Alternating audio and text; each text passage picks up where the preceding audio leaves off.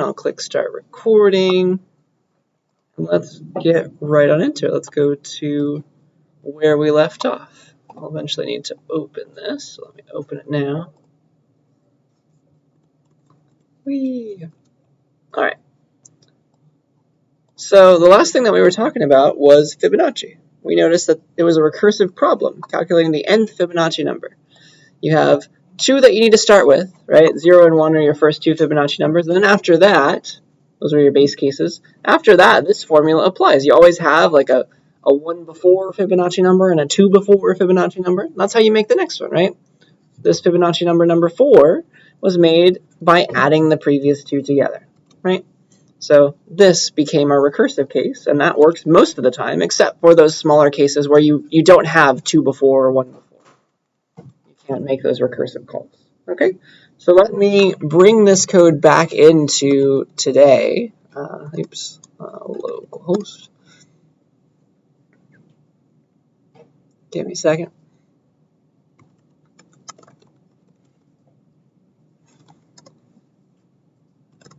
And then I'll copy last lecture's Fibonacci program into today. So F22 is today. And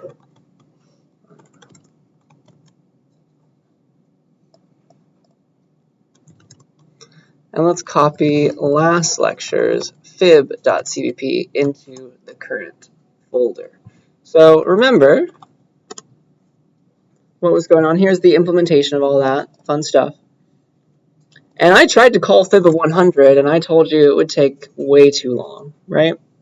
Let's discover why. Why was this a problem? Why was this taking so long when I could write this pretty easily with just a normal like for loop or a while loop, and it would easily calculate the 100th Fibonacci number, no problem. So what was going on here? Let's see why this recursive implementation was horrible. Some can be bad, some are much better than that. Some are as good as you can get. So the issue was we were repeating a ton of work. We didn't want to. We were repeating so much work. Here's a call to fib of 5. Watch what happens.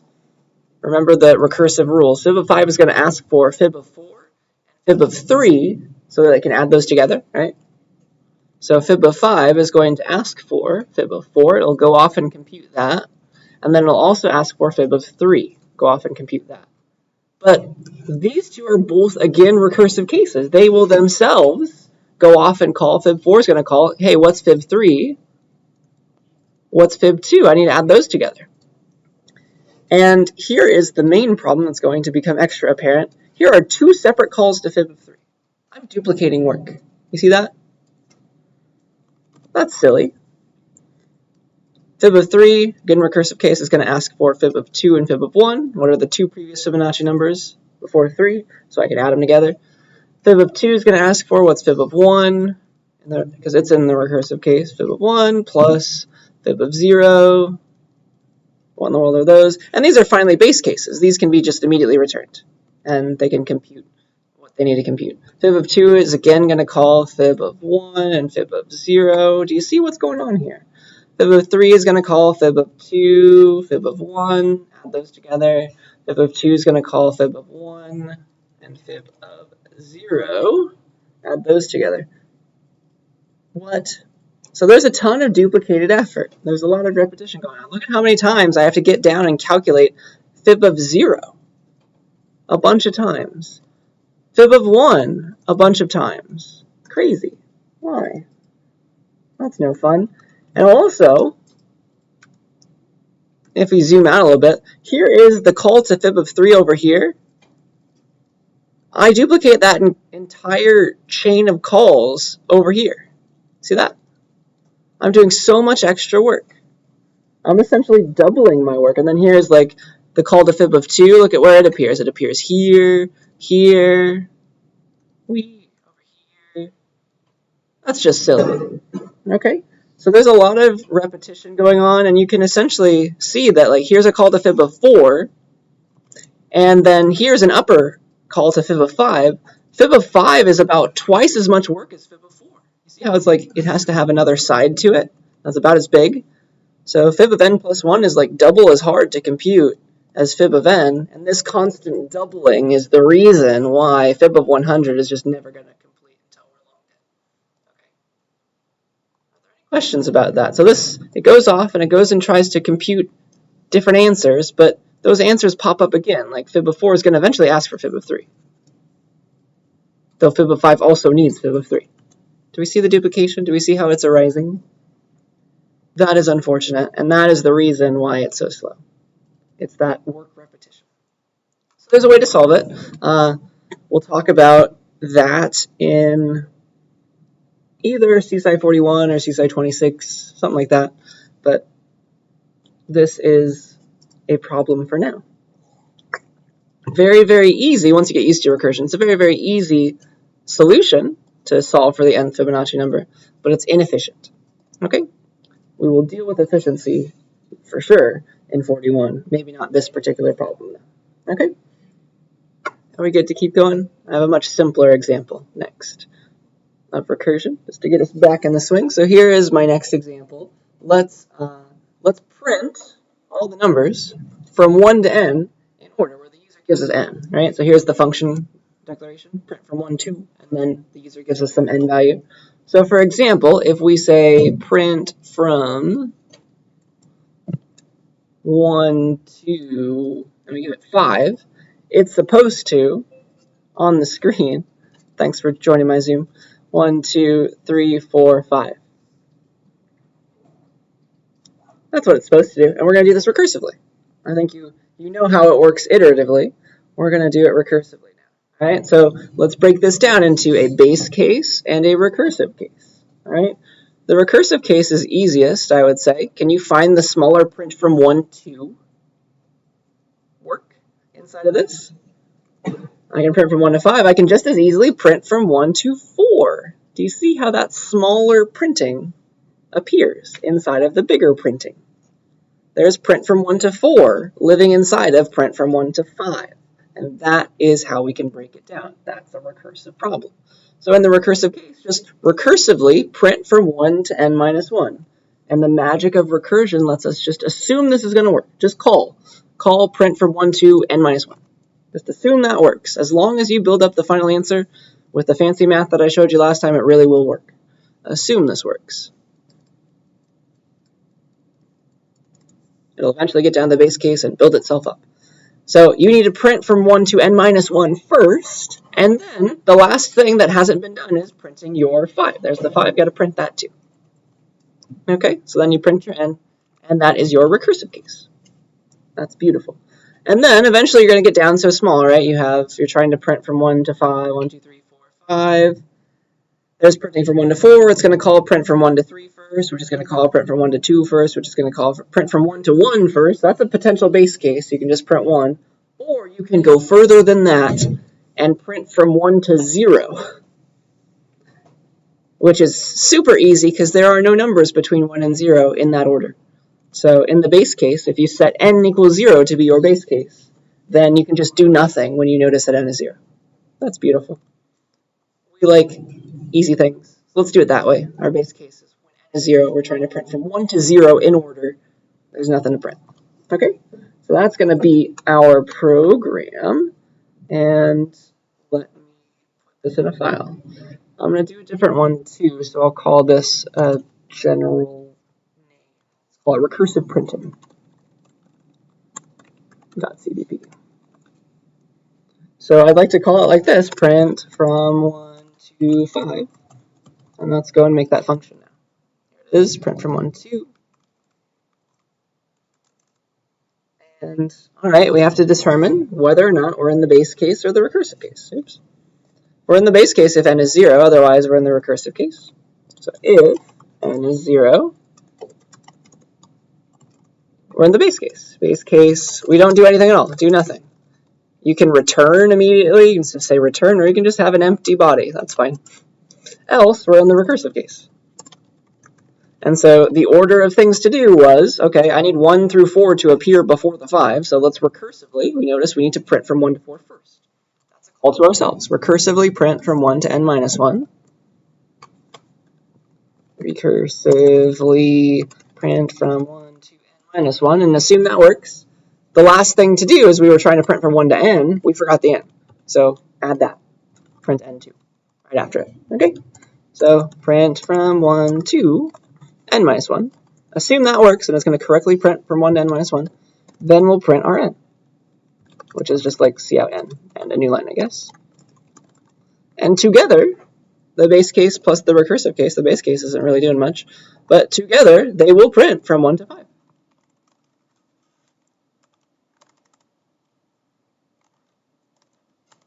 Wow. So it's a little complicated, something that we could easily do in a for loop. I promise there's a reason you're learning about recursion. We have to do the easy stuff before we get to the fancy stuff. Are there any questions about this code?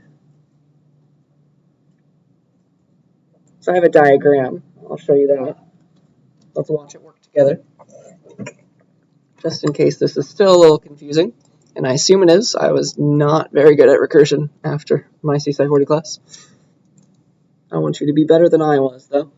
So here's what happens. Let's pretend it's called P instead of print from 1 to, because I don't want to write. Let's call it P of 5. So main calls P of 5, right? It's print from 1 to 5 in order. So main calls P of 5. And then, here's our terminal screen. Nothing's been printed yet. We've noticed that we are in the recursive case, right? N's not 0, so we're in the recursive case. So let's recursively print from 1 to n minus 1. So we have to run this code before we run and print our n and are finished with the function. So we need to print from 1 to n minus 1 first. Okay, so we go in, we call P of 4. So the call to P of 5 is waiting right here on this call. And now we're back in the function again, but with n set to 4. We called ourselves. All right. Again, we're not 0. 4 is not 0, so we're going to print from 1 to 3. Print from 1 to n minus 1 again. That's a call to P of 3. So P of 4 is waiting on P of 3 before it prints its n. Same for P of 3. It's going to call off to P of 2. Again, it's the recursive case. Print from 1 to n minus 1. Then you print your n.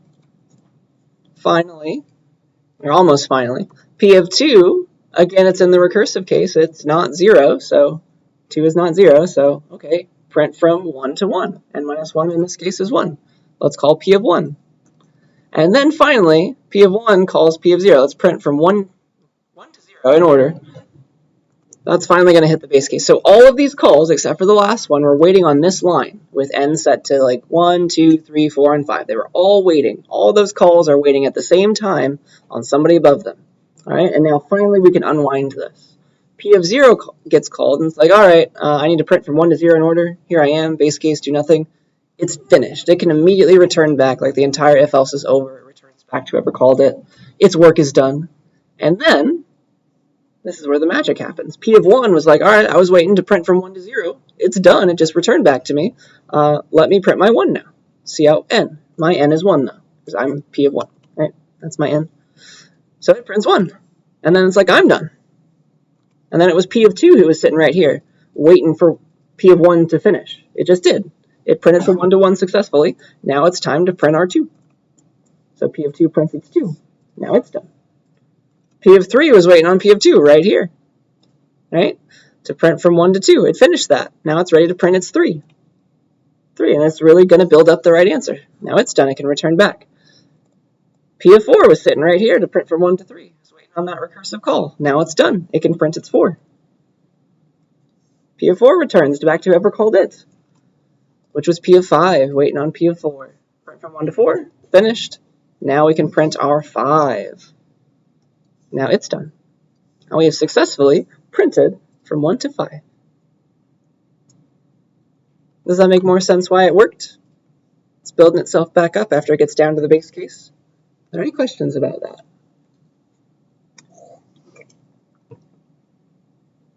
Definitely something you might have to stare at for a while, but this is the idea. All right? So with that in mind, I would like you, as a group, you don't have to code this up unless you have a lot of time, come up with a recursive solution to print from 1 to n in reverse order. So that's n to 1. All right? So let me give you this answer. What does P of 5 look like in this case where the problem is P? It's trying to print from 5 to 1 in reverse order. So it's trying to print 5, 4, 3, 2, and 1. So you have to find where the smaller recursive call is, what's the base case, what's the recursive case. Here's this code, I'll give that to you, so you can stare at it.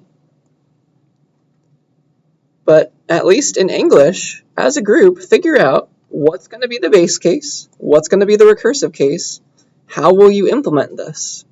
I'll give you a few minutes to try it if you do want to implement it. I'll give you like 3 or 4 minutes. Can you find the smaller recursive call? This is print from 1 to n. I want you to print in reverse order from n to 1. Okay, you're still getting the n as your parameter. So that's what P of 5 looks like. It's supposed to print from 5 to 1 in reverse order. Find the smaller recursive call, generalize that into a recursive case, figure out what the base case should be as well. Okay. Try that, help each other, and then I will be here to answer your questions if you have any.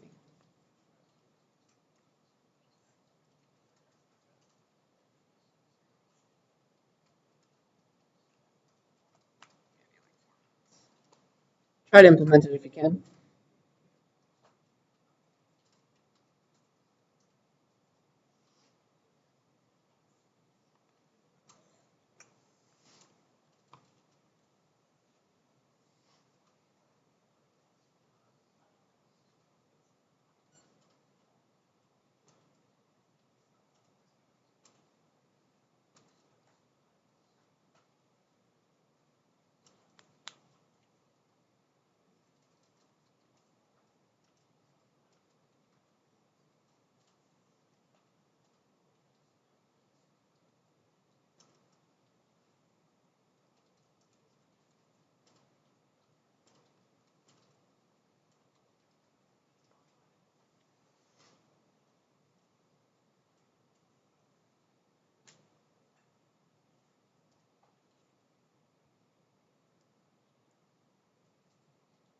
Where's the next smaller problem?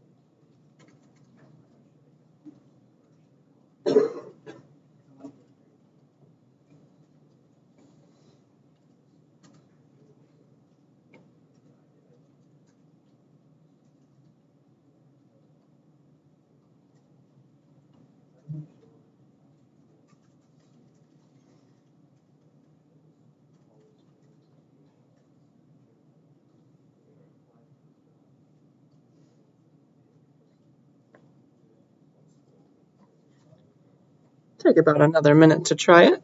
Think about it.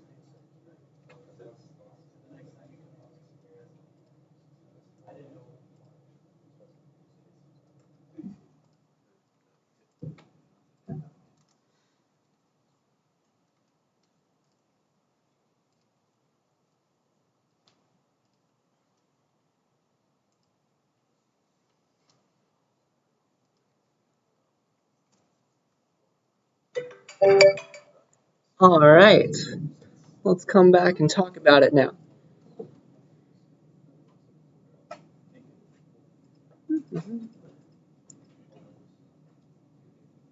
So where's the smaller call? Which one is it? Which box should I draw around? Is it, I don't know, is it this one? Or is it something else? What should I be doing? What is, I guess it's P of 4, right? What is P of 4? Well, it's supposed to print from 1 to n in reverse order, and if n is 4, let's print from 4 to 1 in reverse order. So maybe we're a little shy today. It's got to be this. Can't be anything else. That must be what P of 4 looks like, and that's the next smaller thing. Here's P of 3, P of 2, P of 1. They should all do that, but okay. If I want to print in reverse order from 1 to n, I take this idea and I generalize it, just like the last one. Boop. Here it is. This is P of 5. Where, and this is P of 4 inside of it. Maybe I should be using color coding. So the blue box is P of 5. The green box is P of 4.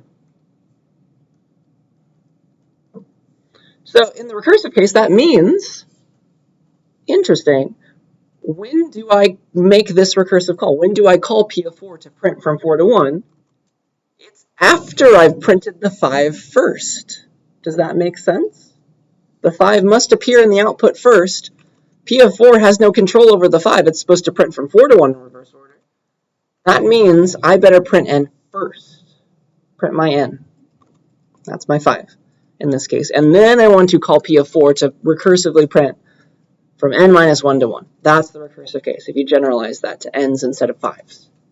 Does that make sense? Are there any questions about that? Again, you can break it down to base case of n of 0, like print from 1 to 0, I guess, in reverse order, which is, again, doesn't make sense. So just do nothing again if n is 0, that's still fine. But honestly, the only difference is going to be when we make the recursive call. Do we call it before we print our n or after we print our n? Here or here? Watch. Let me show you the code. Here's print from 1 to. I don't know what I want to call this one. Print from, reverse print from 1 to, I guess. Reverse print from 1 to. The only thing that changes, let me do like a new line in between, I guess. Literally the only thing that changes, base case, still do nothing. Recursive case, you're eventually going to call reverse, right? That's the name of it now. Reverse print from 1 to n minus 1. And it's supposed to recursively print from n minus 1 to 1. The n must be printed before that. All I did was swap 2 lines. Boop. And I get 5, 4, 3, 2, 1 instead of 1, 2, 3, 4, 5. Do we see the difference? It's really just 2 lines. 2 lines being swapped. Here's both of them right next to each other. Here's print from 1, 2. Look at the recursive case. Recursive call ourselves, then print n. Here's print in reverse. Print n, then recursive call. That's literally the only difference. So if you messed this up, it would have gone in reverse and it might have been confusing. But it shouldn't be confusing. We notice, like, okay, we get to assume that the smaller call works. It must go here. It has to go after we print our 5. Because otherwise, the bigger solution isn't built up correctly. You're not supposed to print like 4, 3, 2, 1, and then the 5. You can't put it at the end, right? That's the wrong order. It has to go before. So print your 5, then recursively print everything else. It just had to be like that, and then, okay, we get reverse out of the deal instead of in order. Are there any questions about that difference? That's definitely something to study, something to notice. This is the same function, just these 2 lines were switched. When do you print versus when do you make the recursive call? When do you make the smaller call to yourself? That made all the difference. Are we good to keep going? Because my examples get harder now. All right. So for my next example, I would like to print the characters of a string in reverse order. And how do I want to do this? Let's print the characters of a string in reverse order. How do I want to do this? Let's do it. Yeah, let me draw it first. So let's say I have a string called S, and here it is. It holds blah or something. That's my string. And I want to print the characters of it in reverse order. So I want to print pulp out like that on the terminal screen. So we need to somehow find a smaller print the characters of a string problem inside of this one. Okay? So we have to find a smaller string, essentially, to print in order. Print its characters in order. Oh, I'm sorry, not in reverse order. I advanced my example a little too soon. Sorry. I want to print the characters of the string in order. I'll give you reverse order in just a second. So I want to print blah. Character on each line. B-L-A-H. Sorry. So we have to find a smaller string, first of all. We have to find a smaller string to print in order. That would make a smaller call. Well, do we see any smaller strings that we could print all the characters of? Here's one. Just BLA. That's a smaller string. The next smaller string. Alternatively, the LAH is also a smaller string by one character, right? So you can break it down, your string, either into everything but the last character and the last character, or the first character and everything but the first character. Those are two competing ways to break down a string into a smaller string. Take one off the front or take one off the back. That's all you got to do, all right? And so at that point, we can do recursion. Ooh, here's a smaller string. Let's break it down this first way. Let's choose this way. Let's break it down into the first character and the rest of the string. If I want to print this smaller string in order, I can just make a recursive call on it. And that will give me the LAH being printed. I just get to, that's guaranteed to me. That's the recursive case. And the only thing left out was printing the B, right? The B was the one thing that the recursive call didn't do. The recursive call prints the smaller string, all its characters in order, the LAH. I need to worry about the B in the final solution, so that needs to happen first. So in the recursive case, it's print the first character and print the smaller string recursively. Again, though, there are multiple correct recursive cases because you could just as equally break down the string like this, and it would involve printing the last character after printing all the first three, the rest of the string in order. Okay? But this is the order if you break it down this way. Print the first character, then recursively print the smaller string. And then we need to find a base case. When do we stop? When do we have no more string to print? And the easiest one to think about is, well, when the string is empty, if I want to print all the characters of an empty string, there are none. So I can just do nothing again. So if the string is empty, do absolutely nothing at all, and that should print all of the characters in order. Ooh, okay, let's do that. Print chars.cpp. So I need to include the string library. And here's what we'll do. String s equals blah. My favorite example. Let's print all the characters of it in order. So I'll call print chars on s. That's going to be the name of my function to print all the characters in order. So it's a void function, but it's recursive. Print all the characters of a string called s in order. And so we break this down into a base case and a recursive case. We have to see which one we're in. If we're in the base case, that means the string is empty. If the string is empty, then we do nothing. Base case, there are no characters to print. There's no characters in an empty string, right? So do nothing. Do nothing. You can just have an empty body or type return, whatever you want to do. Otherwise, we're in the recursive case. We have a string that has at least one character. Okay, we need to break it down. We need to, in this order exactly, print the first character and then print the smaller string. The string made up of all the characters but the first. And we'll do that recursively. We have to assume that it works. So print the first character, and then print the smaller string. Recursively print the smaller string. Chopping off the first character and giving that to ourselves. Print chars again. So the first character, you can get that pretty easily, right? Cout s at 0. That's always your first character. That's easy. How do you find the smaller string? How do you calculate the smaller string? How do you chop one off of the front? The easiest way to do it is with subster. You say s dot substring, and you give it the index that you want it to, the chopped off string to start at. I don't want it to start at index 0. I want it to start at index 1 and then take till the end of the string. So this is the starting index. It also takes a second parameter if you want to give one, but by default it takes until the end of the string. So starting at index 1, please take until the end of the string. That will give me all these characters. That will give me the LAH. Okay, so that's the smaller string that I can then call on.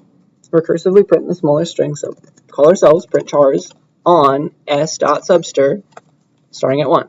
That's the smaller string with one character chopped off from the front. Because that's a smaller call, it will respect our recursive rules, and we can assume that this is going to correctly print all of the rest of the characters in order.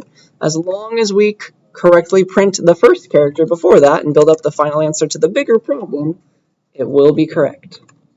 All right? That's the goal. So let's watch this work. G++, print chars -o, print chars.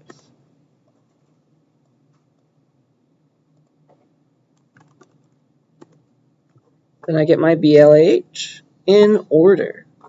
So this is very similar to the print from 1-2 problem. It's just with strings this time. Print all the characters in order. No loops to be seen. It's all in the stack. It's all in the recursion. This is printing that's printing the LAH right there. This is printing the B, and so on and so forth for each recursive call. Any questions about that? Definitely go and compare this to the 1-2n printing problem. All right. Let's do the other one. Let's do it in reverse. Oops, what did I accidentally just do? There we go. Let's print it in reverse now. So here's my string S. It's blah again.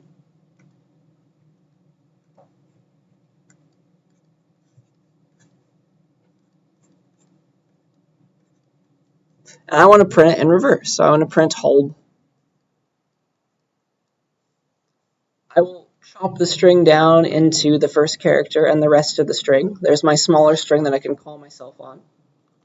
It's a smaller problem at that point. So if I make this recursive call to print the characters of the rest of the string in reverse order, I'm going to get the HAL, right? That's this part. And then I have to worry about, okay, the bigger solution involves a B character, my B character that I haven't talked about yet. Does it come first or last? Does it come before or after the recursive call? And if you want this in reverse order, it's got to come after, right? The B needs to be after the reversed smaller string. So this must be the order for the recursive case. It's, again, the opposite of this order for the in-order case. Okay? So recursively print the smaller string backwards, then recursively print the first character. Just print the first character. No recursion involved. There we go.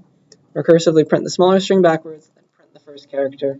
Again, you get down to a case where there's nothing to print, that's the empty string, do nothing at all, same base case. So let's watch this work by just swapping those two lines again. Print chars reverse is what I'll call it.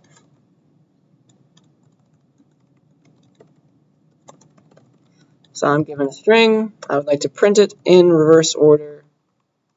Print chars reverse is the name of the function, that's how I call it.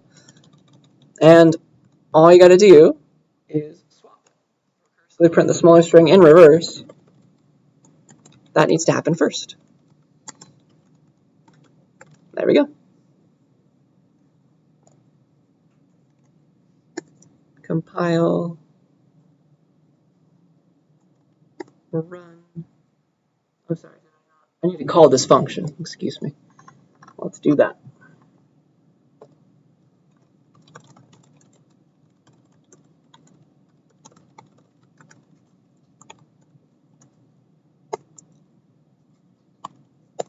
There we go. There's my hold. And so again, all it took to make that happen, weirdly enough, was just a swap of lines. It all came out of our analysis. Like, we noticed that the recursive call needs to happen down here after printing the first character. It needs to happen up here before printing the first character in the reverse case. It's just a swap of 2 lines gave us reverse order. But we didn't really even think about that. We're just noticing that after the fact. This has to be the order because I need to have this happen first. Any questions about that?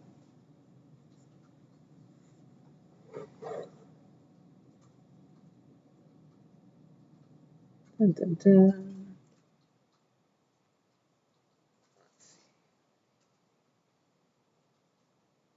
Yeah, all right. I have a question for you now. I want you to think about this. I'll give you a couple minutes. Just don't try writing it up. Just think about it in English. Maybe write it down as a group somewhere. Write it down on a piece of paper or in a text editor. I would like you to come up with a recursive algorithm to capitalize a string. So that's your problem P. And so if you're given the string S, somebody gives you the string S, again, it's blah. Your job is to break this down recursively somehow, maybe into the first character and the rest of the string, something like that. Do something like that, and capitalize every character so that by the time this is done, by the time the final call returns, the string is now all caps blah. All right? So figure out the recursive case, the base case. What would you do? My hint is, yes, you do want to break it down this way again. What would be the base case, though? Your problem, though, is capitalizing a string. Can you find a smaller string to capitalize? When do you no longer have any work to do? That would be the questions that you ask, okay? So come up with that and try to convince your neighbors that you are correct.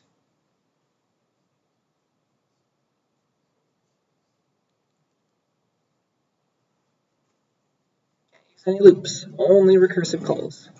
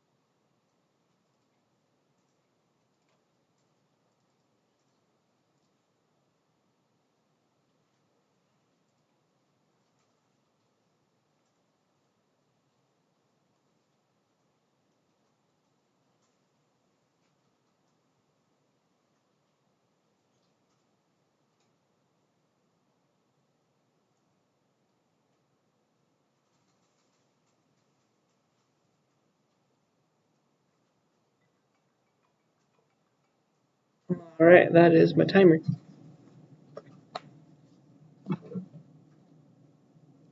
So what did we come up with as a recursive case?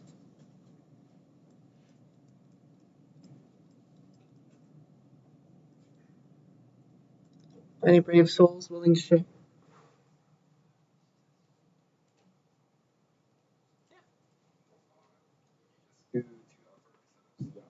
Yeah, you use a lot of 2 upper calls, but you'd give the problem of like 2 uppering the smaller string, you let the recursion handle that. Does that make sense? So you just make a call, like capitalize the rest of the string now. Do something like that. Capitalize just the first string, the first character. But yeah, that's the right idea. Any other ideas? It's going to be a 2-upper call. You're going to need to pass the string by reference, most likely. Maybe you'll need an index of where you're looking at, something like that. It might get a little weird, but yeah, the idea is, at least in the recursive case, the order doesn't matter because you're not printing anything, but in some order now, you're going to have to do the following. In some order, you need to capitalize the first character, right? Because you've broken the string down into the first character and the rest of the string. Capitalize the first character. And then you need to capitalize the rest of the string. That's where recursion comes into play. Capitalize the rest of the strings. That's the recursive call. Rest of the string recursively. So really, the capitalization only happens at this part. It's somebody's first character. Like the B is our original first character. The L is the recursive call's first character. The A is the next recursive call's first character. It's always we're capitalizing our first character for some sense of first because the string's getting smaller. And so as long as you've done this, the recursive calls could be in any order. Or the recursive call could come before capitalizing the first character because we just want this all to be done by the time it finishes, by the time the outer call returns. So it could happen in either order. You can capitalize the B first, then the L, then the A, then the H, or in reverse. And that's what's going to happen if you reverse these. Are there any questions about that? That idea of like shoving the rest of the problem off to recursion, that's going to be the theme. That's what you get used to when you write recursive problems. Any questions about that? Before I show you a similar example, but not with normal strings, with C strings. Remember those? So here's a recursive algorithm to capitalize a C string. Let's do this one. And this will be very interesting. So here's a string S. Let's say it's blah again. But what's so special about the string when it's a C string? Remember that in addition to that H character, we have one more character at the end that is the null terminator character. So there's really 5 characters in a string if it's a C string, right? So I would like to recursively somehow transform this string into all caps blah.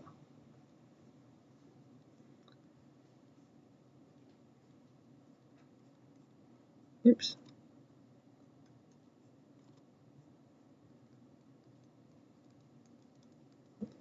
It's got to still be a C string though, so this null terminator character is like when we stop. Okay, so yeah, this is going to be, we break it down into the first character and the rest of the string, and we'll make the recursive calls just like we were doing, but now we need to do C stringy stuff. Okay, we've got to capitalize the start of the string. Let's just go to the 0th index in my string right now. Then you have to recursively capitalize the smaller string, the rest of the characters after the first. The base case, again, could be the empty string. There are no characters to capitalize if we have the empty string. The empty string, though, is the character, it's the null terminator character. If that's your first character, the string is empty. It's immediately over, right? So that's when you have nothing to do, but it's a different check at this point. It's not check for equal to empty string. It doesn't work for C strings. Check if your first character is the null terminator. That means you're already done. Okay. So the way that we pass along the smaller string with a C string is going to get very interesting. It has to do with pointers. So here's a C string, char star S2 or something. This is probably not going to compile, but this is morally correct. Here's our string ABC. It's like a char star, right? It's really, you can either write it as a char array or a char star. Those are all the same. Remember that? So deep down under the hood, here's what this string looks like, this ABC string that's stored into S2. Normally, I would have, before I taught you about pointers, I would have written it like this. It's ABC null terminator, right? ABC null terminator. But really, Like you shouldn't be drawing S2 like this. With an array, S2 is a pointer, really, secretly, to the first character, right? That's what's going on. So if this is like address 100, S2 holds 100, and it's pointing there. If I want the next character, I want S2 plus 1. That's going to take me to the B character, because that's at address 101. Boop. Does that make sense? And a string is represented as, essentially, a C string is, it's represented as a pointer to the starting character of the string. That's exactly what S2 is doing. It's a pointer to the starting character of the string. So if I want to represent the string just BC, I will make S2 plus 1. That is the address of that B. If I use that pointer, whatever address this is, that will represent the smaller string. Because a char star, a C string, is represented by a pointer to its first character. That's how I can pass along the smaller string. The smaller string is whatever my original string is plus 1. It's an address. It's an address of its start. Okay? So that is going to give us a final answer. This is a bit weird to think about, but hopefully you remember it from pointer land. Let me code this up. Capitalize a C string now.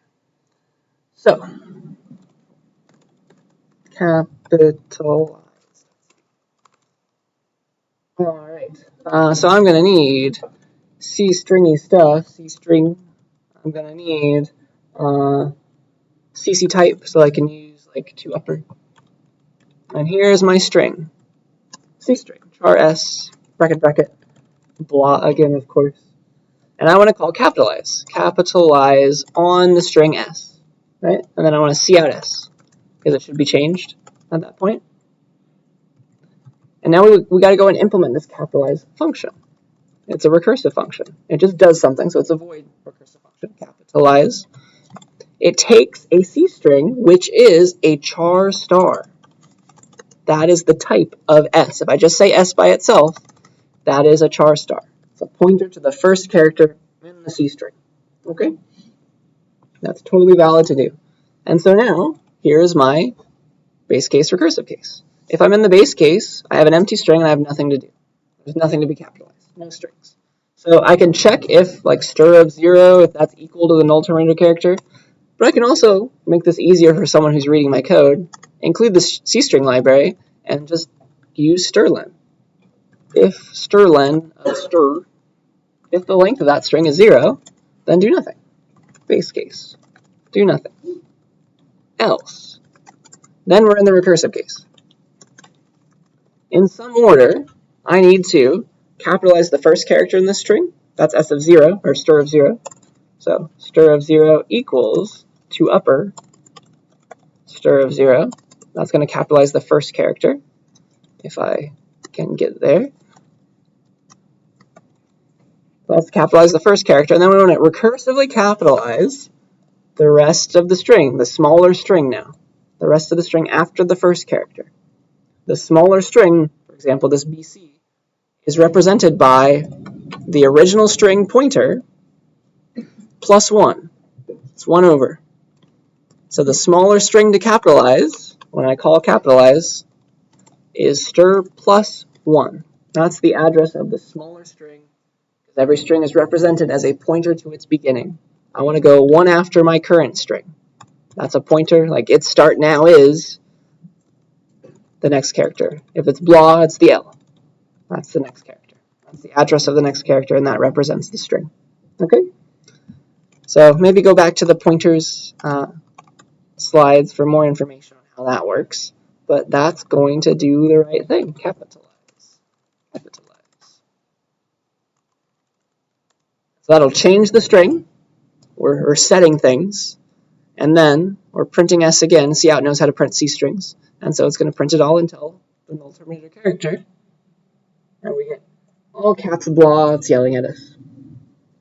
Are there any questions about that? Because the last example that I want to code is definitely the hardest example. I would never dream of testing you on it, but it shows you the true power of recursion. Like all of these were kind of like toy examples. I want to show you a real example of where recursion is the best idea. You could not do my next example easily at all with just loops. Okay. You ready for it? All right, here's my real world example. Let's scramble the characters of a word into every possible permutation.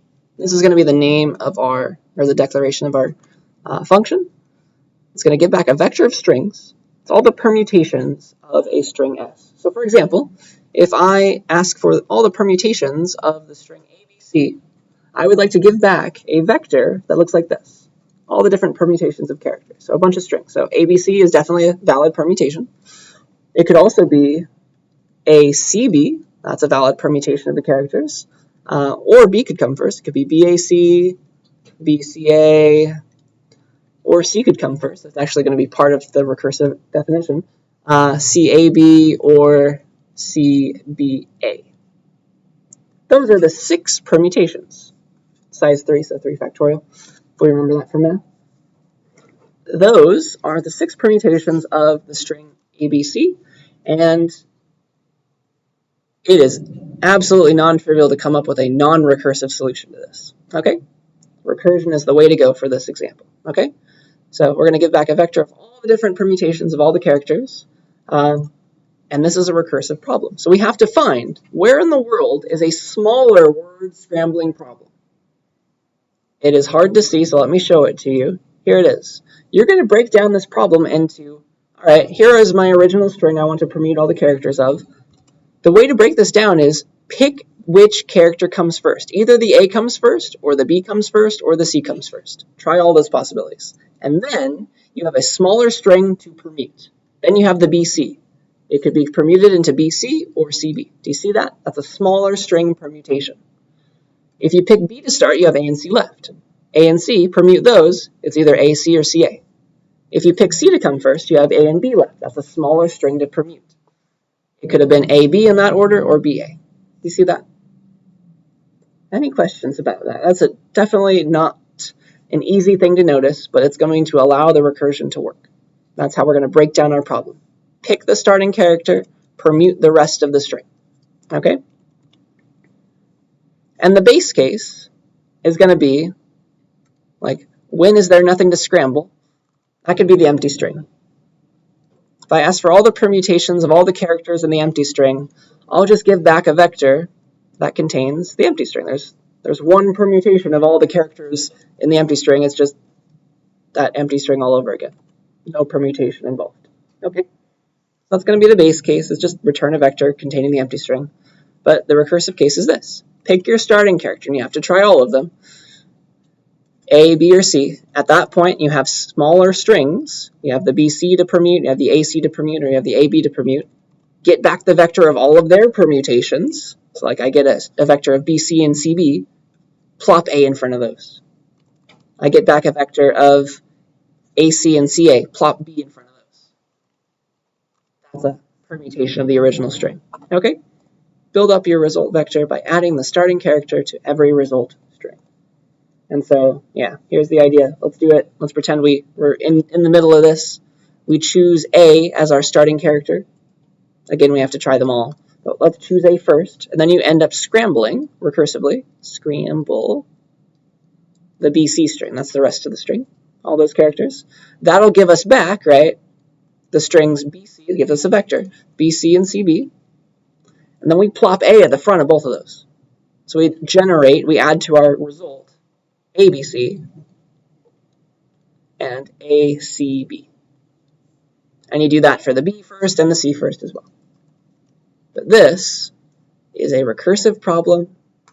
It's kind of a problem that needs to be recursive. You cannot really do this without recursion. I challenge you to try.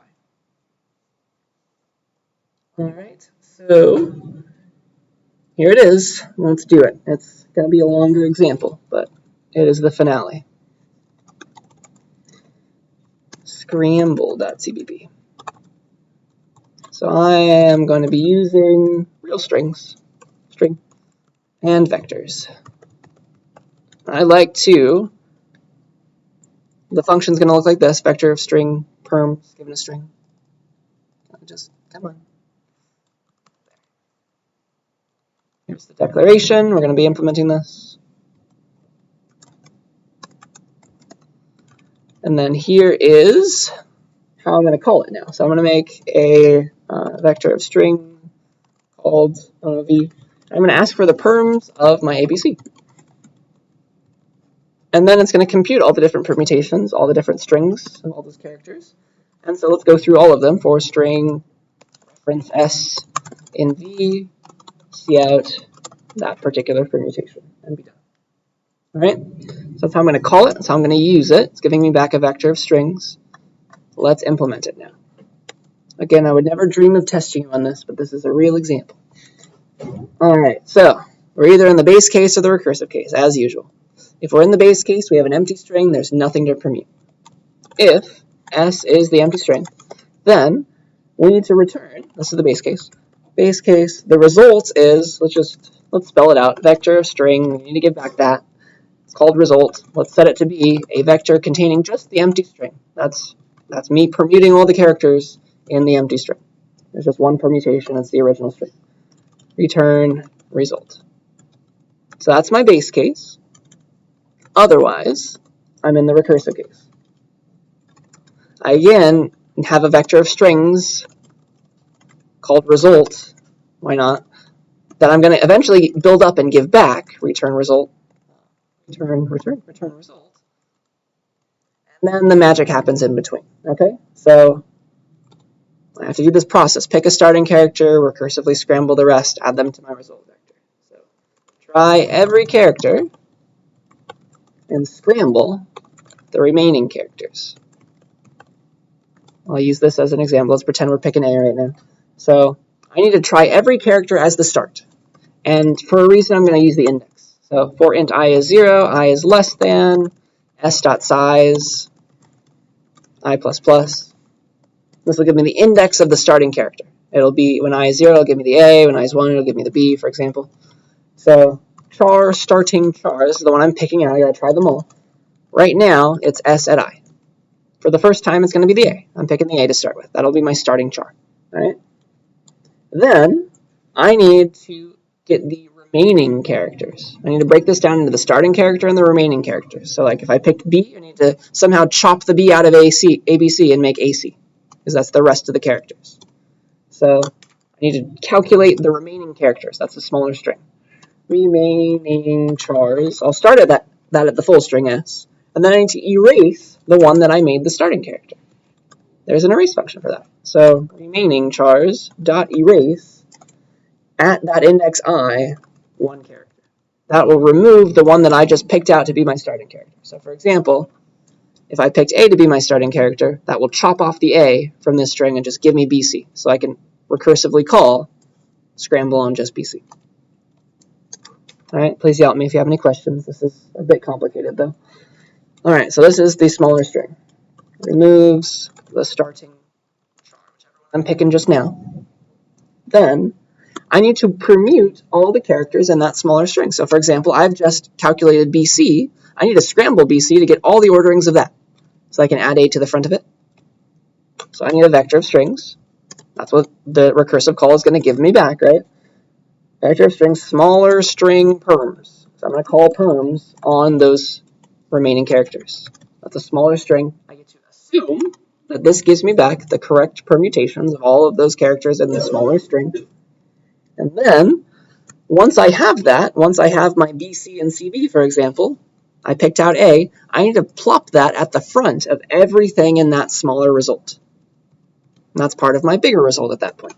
So for every string in this vector I just got back, for string, let's call it this, for string reference, because I want to change it. Or you know what? Let's just do it by copy. For string smaller string perm in smaller string perms. Let me spell it properly. For every smaller string, I want to plop A at the front, or plop my starting character at the front of it. That will give me part of the final solution. That will give me my ABC and ACB, and then I got to do the rest with B first, with C first. This is just one part of this loop, trying every character. But this will give me like BC right now, or CB. I would like to, my final solution will contain result.pushback It's this particular permutation, smaller string perm, but I would like to add that starting character at the front of it. That's the one I picked out. That is part of my answer. So that's me just adding ABC right now, or ACB, based on BC and CB. That's what's happening. That's what that's doing. So add starting char to the front and put it in the result vector. Okay? That's what needs to happen here. And then we're done trying every character. Give them all a chance to be the start, permute the rest, add them to the result. Finally, I've got everything I need in my result vector, and I can return the answer. Return result. All right, that's the recursive case. That's the hardest part. G++ scramble.cpp -o scramble. And what do you know? Do I have 6 answers? All permutations with A first, with B first, with C first, and this works for any size string. So if I want to permute all the characters of A, B, C, D, there's going to be 4 factorial permutations, and this will generate all of them. 24, right? So again, it's, hello. Pick which character is first. A is first. Permute the rest. Permute B, C, D. What are all the different permutations of B, C, D? Pick B to be the start. What are all the permutations of A, C, D? Here they are. Here they all are. There's 6 of them each. And so this will always correctly calculate the permutations of all the characters of a string. And it's a recursive problem. And there really is no real iterative solution unless you model it and you fake the recursion, essentially. So yeah, base case, recursive case, non-trivial problem that is really only solved by recursion. Are there any questions about it? Definitely study this. It's a fun example, I think. Do you have any questions about it? It's definitely, maybe we just need to stare at it for a while. All right. So for my final example, I don't have any code for it. I'm sure your book has some. The internet definitely has a ton of it. I want you to look it up if you're interested. But it's just the quintessential example of recursion. Have you guys seen this game before? It's called the Tower of Hanoi or Towers of Hanoi. It's where you have all these blocks. You got 3 pegs, you got a stack of blocks, and you must, you can only place, smaller blocks on top of bigger blocks. Shorter blocks on top of wider blocks. For example, you cannot have it in this order. You can't have a small one and then a bigger one on top of that and then a bigger one on top of that. It can only go in decreasing radius order. And the goal is to follow those rules. You can only take one peg off the top, one disc off the top at a time. This smaller one, you can put it in either of the two. You put it here maybe, and then you got this next smaller one. It can't go on top of this one, so you'll have to put it here. But then you can move this one over onto it, right? And you can make 2 like that, something like that. That is the name of the game. The goal is to move this entire stack over to this one, right? Following those rules. So look that up if you haven't heard of it before. But this is a recursive problem. I don't want you to memorize it or anything. It's just a fun recursive problem. We won't write any code, though. You could write code to tell you exactly how to solve the game. So the base case is, there's always a concept of here's your starting block, your source peg, your destination peg, and here's an intermediate peg that you can use for your scratch work.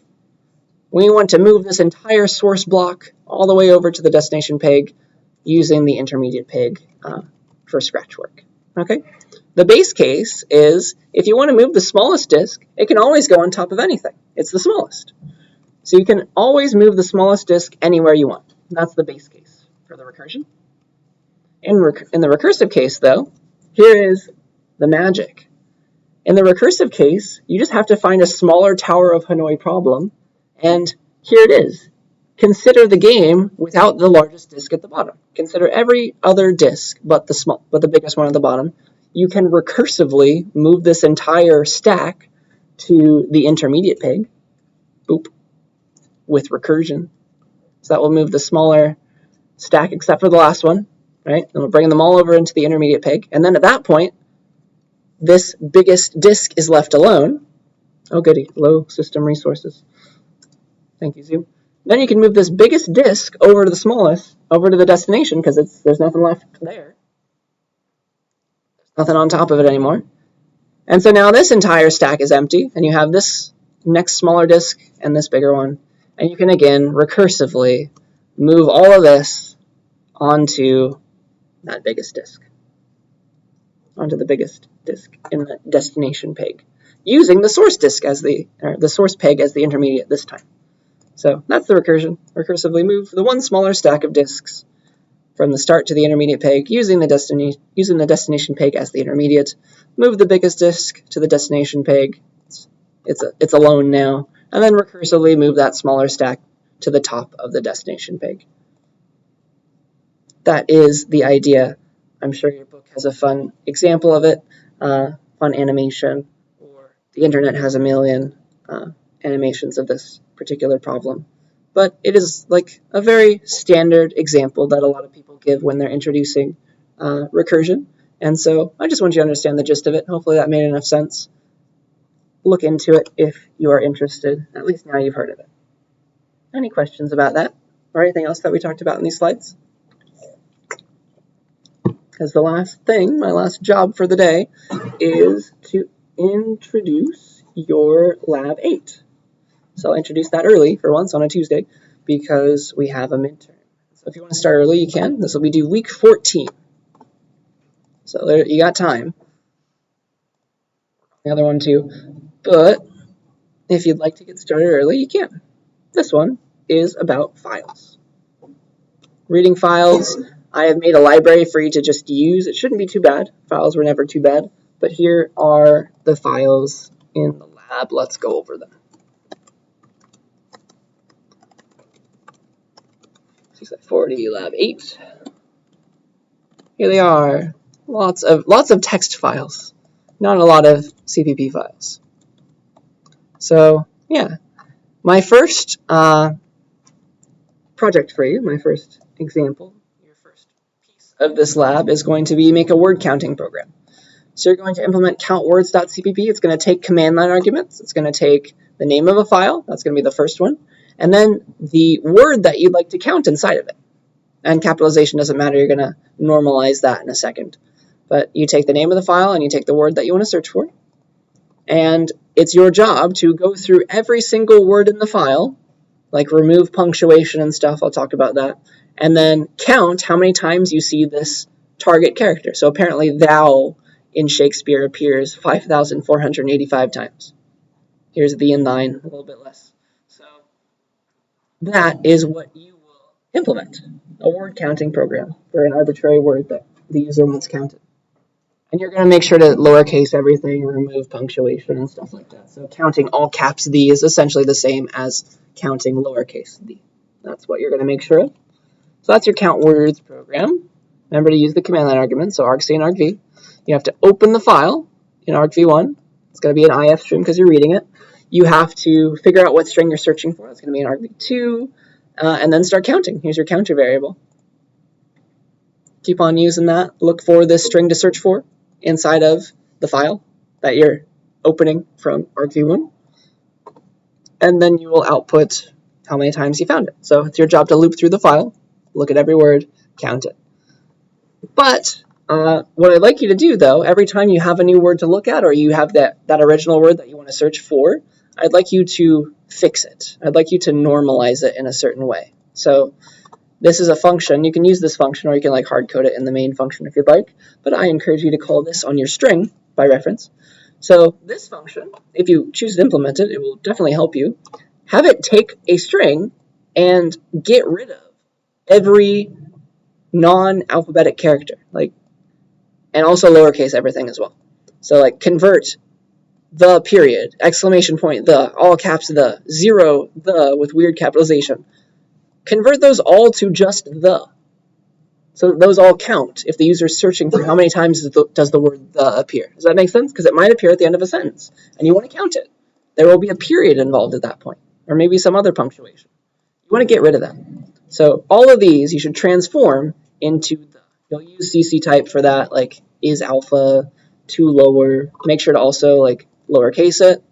And so clean up your string, just modify it. You took it by reference, and then you can use that with your count. Does that make enough sense? So I encourage you to implement this function. It'll make your life a lot easier. Any questions about that? So command line arguments, reading files, counting, going through all the words in a file, fixing them up, comparing them to the fixed up string to search for. Okay. So again, like if the user gives you the, you want to fix it up. Make sure it's lowercase. The second example is a cute one. I have made, like, I sure hope everyone's seen these toys before, right? You have those little knobs you can draw stuff in a certain line. If you move them both at the same time, you can draw curves if you're really careful. It's an Etch-a-Sketch, right? So I have made a library that essentially makes your terminal function like an Etch-a-Sketch. I've made this library for you to just use. You don't have to change it at all. I don't want you to change it. In fact, you're not turning it in.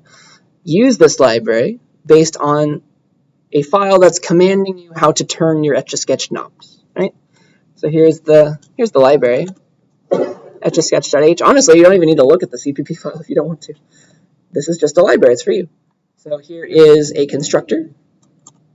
You can make an Etch-a-Sketch object given a particular kind of marking character. It's going to draw some stuff. Like it'll draw, here's hi. I've also made some other examples with like a house. It took a long time. So you can draw on your little screen by moving left or right, and the character that it's going to draw with is configurable using the constructor. By default, it's a star. And then you can ask the Etch-a-Sketch, which always starts in the middle of the screen, to go left, right, up, or down. Like turn the knob, make it draw in that direction. Okay? And then finally, once you've built up your artwork, you can call the getArtwork method to convert that art to a string that you can then go and print. Okay? There's a bunch of private stuff that you don't even need to look at if you don't want to. The screen's going to be a 25 by 25 character grid, but I'm converting that to a string for you, so you don't really even have to care. The CPP file, if you'd like to look at it, go for it, but you're just going to use it. You only really need to look at the header file for this Etch-a-Sketch class, right? But your job now is going to be implement the read and draw.cpp file. It's going to use the Etch-a-Sketch class as like a library. It's going to take a file that looks like this, R, U, L's, and D's, to draw something on your Etch-a-Sketch. So you're going to read a character at a time out of these files and command your Etch-a-Sketch object to like go left a few times, go up a few times, go down, go right, in order. That's what you're going to be doing. So you're going to read these different files, and one's going to like draw hi, the other's going to draw a house, the other's going to draw a box, or whatever I felt like giving examples for. So that is what you'll be doing. So again, argc and argv, you're going to run it like this. You're going to take these files, you're going to read a character at a time from them, and every time you see L, you're going to tell your Etch-a-Sketch object to go left. Every time you see R, you're going to tell your Etch-a-Sketch object to go right, for example. All right? And so you're going to run it like this, compile and run it, /read and draw. You're going to give it a file in argv, and so you're going to read it in, open up that file whose name is in argv1, create an Etch-a-Sketch object, and then read through it one character at a time. Every time you see L, make the object go left. Every time you see R, make your object move it right. And then finally, print out that drawing using the, whatever the method was called, get the string with getArtwork, and then print it out. So really not too bad, just forcing you to read a file and use a library that has been made for you. So this should not be too bad, I hope. But yeah, that's the order of the things. You're going to make this object of this class that I have made for you. And then you're going to command it by reading that file, those input files. Every time you see L, you're going to make it move left. Every time you see U, you'll make it move up. Every time you see R, you'll make it move right, and so on and so forth. Okay, so here's what it should look like when you run it on input 1. It has a little Etch-a-Sketch of stars. It's going to draw hi. Okay, any questions about that? That is the last part of your lab. So yeah, the only things that you're going to turn in are your countwords.cpp file and your read and draw.cpp file. So definitely don't change anything else, because the autograder is going to be using the default versions of all those other files. Okay, so that is all that I have for us. Are we good? Okay, yeah, so remember that you have a test on Thursday. Please remember to come, and we'll take our test here. That is all that I have for us.